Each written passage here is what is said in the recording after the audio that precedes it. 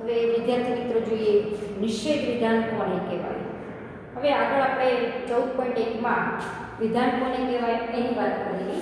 હવે આજે નિષેધ વિધાન એટલે શું. હવે કોઈ પણ વિધાન હોય પી, તો ધારો કે મેં પી વિધાન લીધું હોય, દાખલા તરીકે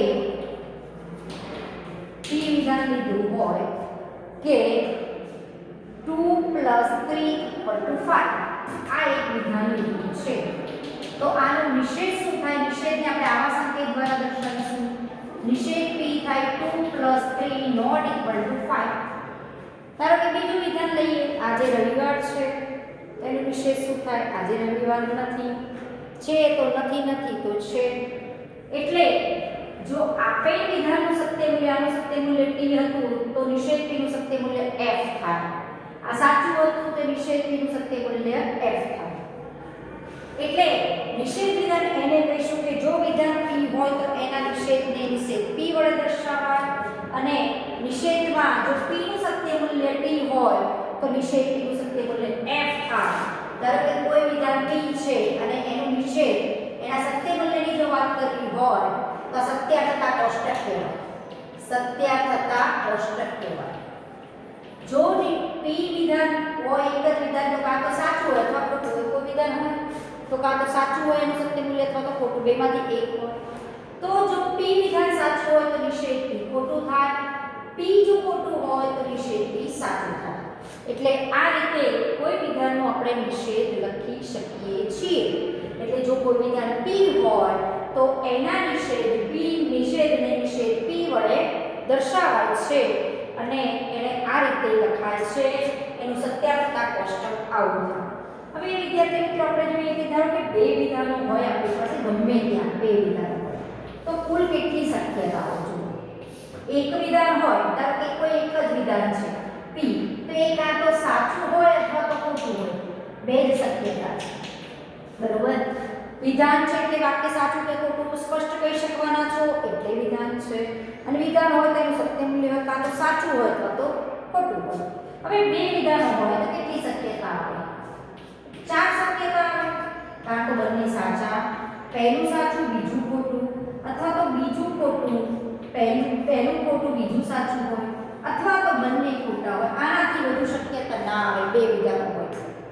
કાં તો બંને સાચા, પહેલું સાચું ખોટું, ખોટું સાચું, બંને ખોટા. આનાથી વધુ શક્યતા હોય નહીં બે વિધાનો માટે. એટલે જો એક વિધાન હતું તો કેટલી શક્યતા આવી? બે વિધાનો હતા p અને q, તો આપણી પાસે કેટલી શક્યતાઓ નીકળી? 4 એટલે કે 2 નો વર્ગ, એટલે કે 4 શક્યતા નીકળી. ધારો કે મારી પાસે 3 વિધાનો હોય p, q અને r, તો મારી પાસે 2 નો ઘન, તો 8 શક્યતાઓ આવે. કઈ રીતે લખવાની? જો p વિધાન લખો તો પહેલા 2t, પછી 2f, પછી tf કરીને તમે લખી શકો. ધારો કે મારી પાસે 3 વિધાનો છે, તો મેં કીધું કે ટોટલ 8 શક્યતાઓ. તો 8 શક્યતાઓ કઈ રીતે લખવી જોઈએ? પહેલા વિધાનમાં 4 વખત t લખી દો, પછી 4 વખત f લખો, પછી આમાં 2 વખત t લખો, 2 વખત f, 2 વખત t, 2 વખત f, અને આમાં t f અને t અને f લખો. એટલે જો ત્રણેય વિધાન સાચા, પહેલા બે સાચા, પછી ખોટું સાચું, ખોટું સાચું. આ રીતે તમે જોશો તો 8 શક્યતા આવી જશે. 3 વિધાનો હોય તો તમારે 8 શક્યતા આવે. એક વિધાન હોય તો 2 શક્યતા, 2 ની 1 ઘાત એટલે 2 શક્યતા થઈ. 2 વિધાન હોય તો 4 શક્યતા, 3 વિધાન હોય તો 8 શક્યતા. જો તમારી પાસે 4 વિધાન હોય p, q, r અને s, તો તમારી પાસે 2 ની 4 ઘાત એટલે 16 શક્યતા આવે. તો એ વખતે શું લખવાનું? p, q, r અને s. 4 વિધાનો વિચારવાના. 8 વખત t, 8 વખત f, 4 વખત t, 4 વખત f, 4 વખત t, 4 વખત f, 2t, 2f, 2t, 2f, 2t, 2f, પછી s માં શું લખવાનું? tf. તો તમે જોશો તો 16 શક્યતા તમારી આવી જશે. બરોબર? એટલે અહીંયા આપણે એક જ વિધાન લીધું હતું, તો કાં તો એ વિધાન સાચું હોય, આનું સત્ય મૂલ્ય t હોય તો નિષેધ p નું f થાય, અને આનું સત્ય મૂલ્ય f હોય તો આનું સત્ય મૂલ્ય t થાય. બરોબર? કોઈ પણ વિધાનનો નિષેધ આપણે આ રીતે લખીશું. હવે બીજી વાત કરવાની છે, સંયુક્ત વિધાન કોને કહેવાય? હવે સંયુક્ત વિધાનમાં આપણે ધારો કે હું કોઈ સાદું વિધાન લખું ને સંયુક્ત વિધાન લખીએ. ધારો કે હું રમેશ 50 વિધાન લખો. આ એક સાદું વિધાન છે, બરોબર. હવે આને હું આમ લખું, રમેશ હોશિયાર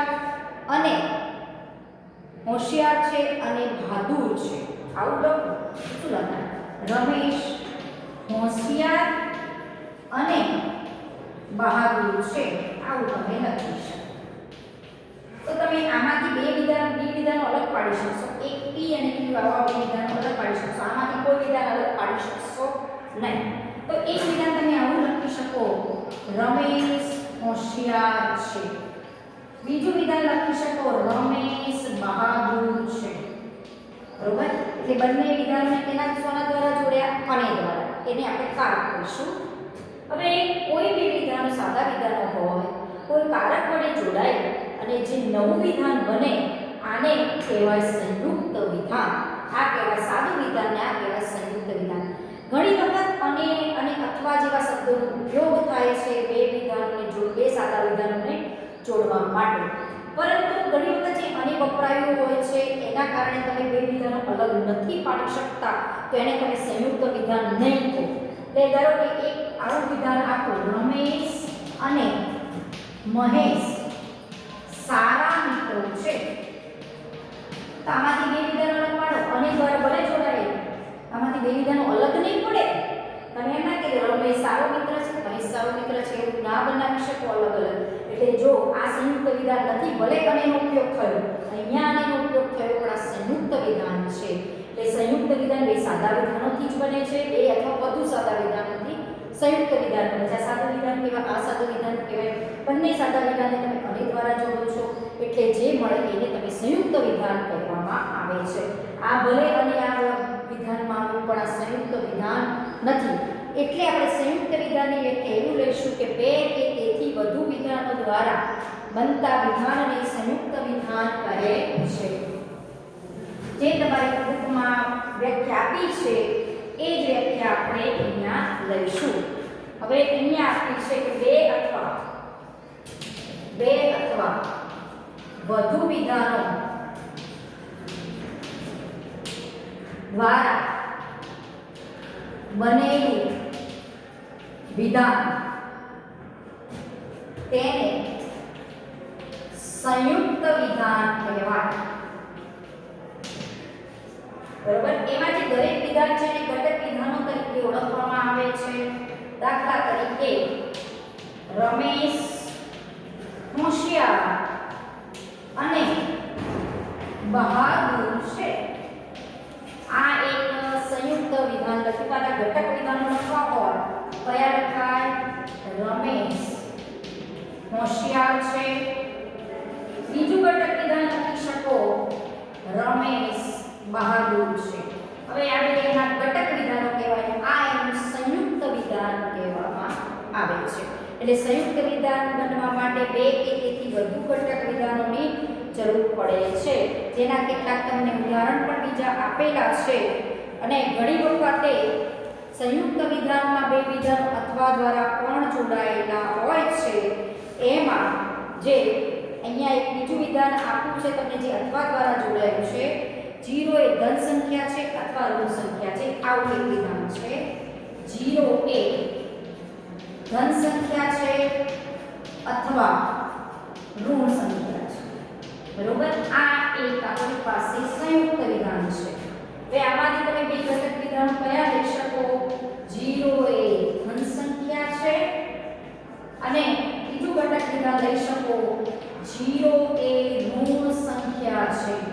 આ બે ઘટક વિધાનોથી આ સંયુક્ત વિધાન બનેલું છે. અને કોના દ્વારા જોડાયું? અથવા. આ કોના દ્વારા જોડાયું? અને પાછળ આપણે આ અભ્યાસ કરવાનો છે અને એને આપણે સંયોજન કારક કહીશું અથવા આપણે વિયોજન કારક તરીકે ઓળખીશું. એટલે ઘટક વિધાનો કોઈ કારક દ્વારા જોડાઈને નવું વિધાન બનતું હોય તો પણ એને તમે સંયુક્ત વિધાન કહી શકો છો. અને આ બધા વિધાનોને તમે ઘટક વિધાન તરીકે આપણે લઈ શકીએ છીએ. હવે આના આધારિત તમારા જે 14.2 ના દાખલા છે એ આ બે પોઈન્ટ આધારિત છે. એક નિષેધ વિધાન અને એક સંયુક્ત વિધાન. એના આધારિત તમારા સ્વાધ્યાય 14.2 ના દાખલા છે જે આપણે આગળ જોઈએ.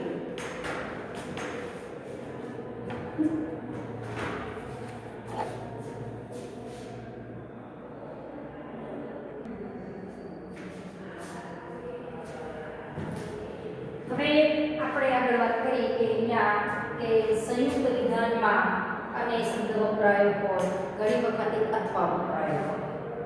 હવે આ બંને શબ્દોની મદદથી તમારું સંયુક્ત વિધાન બનતું હોય છે.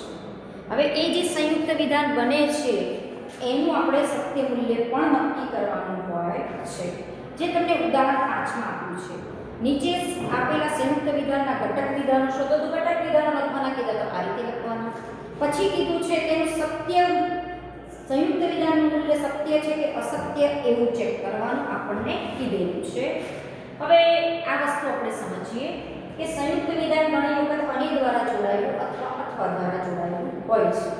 હવે જો બે વિધાનો સંયુક્ત વિધાનમાં બે વિધાનો અને દ્વારા જોડાયા હોય અને અથવા દ્વારા જોડાયા હોય તો તમારે કરવાનું શું હોય છે? જો અને દ્વારા બે વિધાનો જોડાયા હોય તો બંને વિધાનો જો સાચા હોય તો જ આ સંયુક્ત વિધાન સાચું કહેવાય. એક વિધાન સાચું બીજું ખોટું તો સંયુક્ત વિધાન ખોટું કહેવાય. બંને ખોટા તોય આને દ્વારા જોડાયેલું સંયુક્ત વિધાન ખોટું કહેવાય. તો આના માટે આપણે સત્યાસત્તા કોષ્ટકની વાત કરી લઈએ. ધારો કે અહીંયા અને છે તો ધારો કે બે વિધાનો p અને q છે અને દ્વારા જોડાયા હોય તો એને આપણે એક સંયોજક, એ તમે ઇંગ્લિશમાં શીખો છો કંજક્શન એટલે જોડાણ, જોડેલું. જેને બે વિધાનો અને એ બે વિધાનોને જોડે છે તે કંજક્શન કહો છો. અહીંયા આપણે સંયોજક પણ કહીએ છીએ અને એને કારક તરીકે પણ ઓળખીએ છીએ. હવે અહીંયા સંયોજક કારક અને કહેવાય છે, વિયોજક કારક અથવા કહેવાય છે. અને આપણે કારકો કહીશું અને શબ્દને અથવાને અહીંયા આપણે કારકો તરીકે લઈશું. જો બે વિધાનો અને દ્વારા જોડાયા હોય તો એને સંયોજક કારક કહેવાય. સંયોજક, આને શું કહીશું? સંયોજક કારક. અહીંયા અને અથવા દ્વારા વિધાનો જોડાયા હોય છે તો બંનેને કારકો તરીકે ઓળખાય છે. એમાં અનેને કહેવાય છે સંયોજન કારક અને અથવાને કહેવાય છે વિયોજક કારક. તો તમારે આ જે છે અને અથવા, હવે અહીંયા તમે એક નોંધ આપણે લખી દઈએ કે અને જે છે અને અથવા બંને કારકો છે. અને અથવા આ બે જે શબ્દો છે એ કારકો તરીકે ઓળખાય છે અને એમાં અનેને કહેવાય છે સંયોજક કારક અને અથવાને કહેવાય છે વિયોજક કારક. અનેને સંયોજક કારક કહે છે અને અથવા જે શબ્દ છે એને વિયોજક કારક, વિયોજન અથવા તો વિયોજક કારક કહે છે. હવે સંયોજક કારક માટેનો સંકેત આવો છે ઊંધો v અને વિયોજક કારક માટેનો સીધો v. આ સંકેત પણ આપણે યાદ રાખશું. હવે અહીંયા બે વિધાનો ઘટક છે અને દ્વારા જોડાયા છે તે સંયોજક કારક. ધારો કે બંને વિધાનો માટે આપણે કીધું કે ચાર શક્યતા હોય એની મેં વાત કરી. બંને સાચા, એક સાચું ખોટું, ખોટું સાચું, બંને ખોટું.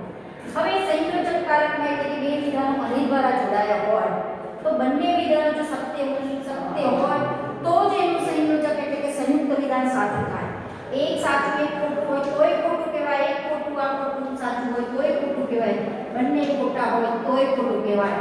તો સંયોજક કારકમાં આપણે યાદ એવું રાખશું કે જે બે વિધાનો અને દ્વારા જોડાયા હોય બંને સાચા હોય તો જ એના દ્વારા સંયુક્ત વિધાન જે બને છે અને દ્વારા જોડાયેલું એ સત્ય થાય, નહીંતર સત્ય ન થાય.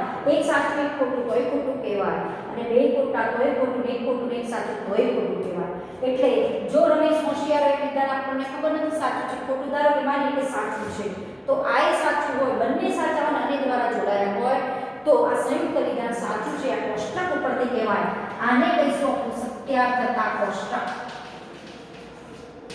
બરોબર? અને દ્વારા જોડાયામાં બંને વિધાનો સાચા હોય. ધારો કે ત્રણ વિધાનો અને દ્વારા જોડાયા છે, ત્રણ વિધાનો જોડાયા છે તો એના માટેનું સત્યાર્થતા કોષ્ટક તમારું આવું બનશે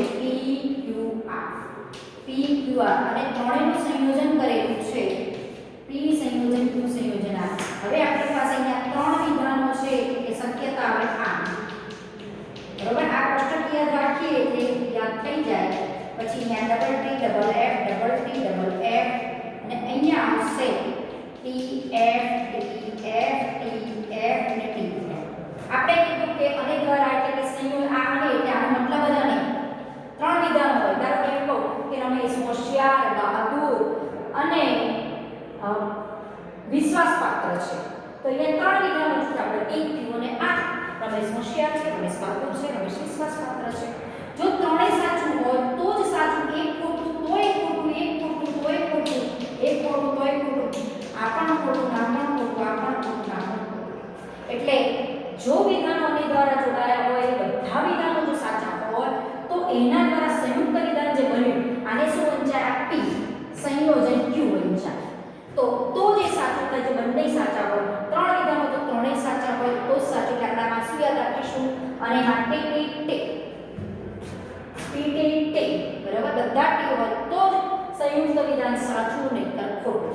હવે બીજો કારક પણ આપણે ઉપયોગ કરીએ છીએ વિધાનોને જોડવા માટે, અથવા એવો શબ્દ એ કારક કહેવાય, આપણે એને વિયોજક કારક કહીએ છીએ.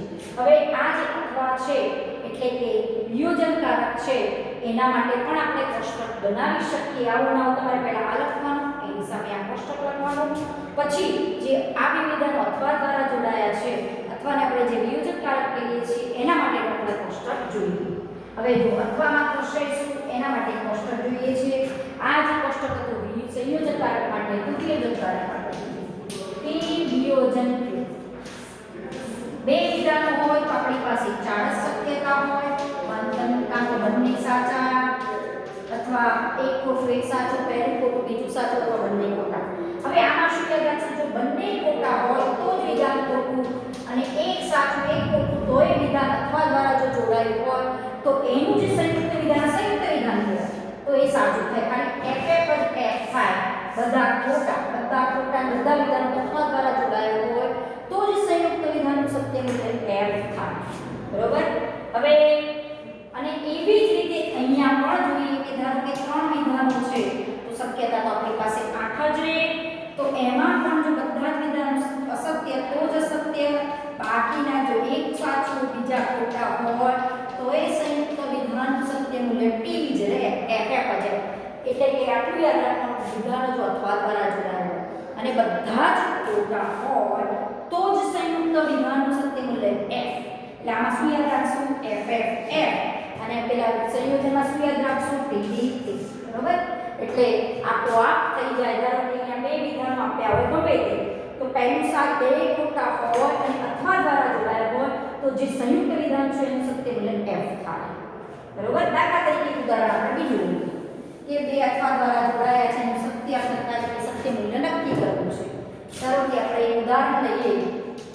ધારો કે 2 + 3 = 5 અને 2 × 4 = 8. બરોબર? અથવા 2 × 4 = 6 કહું ચાલો. હવે આમાં બે ઘટક વિધાનો થયા, 2 + 3 = 5 અને એક બીજું વિધાન છે 5. હવે આ વિધાનનું સત્ય મૂલ્ય કેવું છે? સાચું છે. 2 + 3 = 5 સત્ય છે. 2 × 4 આ વિધાનનું સત્ય મૂલ્ય F છે. બંને વિધાનો શેના દ્વારા જોડાયા? અને. તો અનેમાં આપણે શું યાદ રાખ્યું? તો T બંને અને દ્વારા જોડાયા, P કહેવાય. અને એટલે સંયોજક કારક અને આ Q કહેવાય. બે વિધાનો હોય તો આપણી પાસે કેટલી શક્યતા હતી? 4 શક્યતા હતી. બરોબર?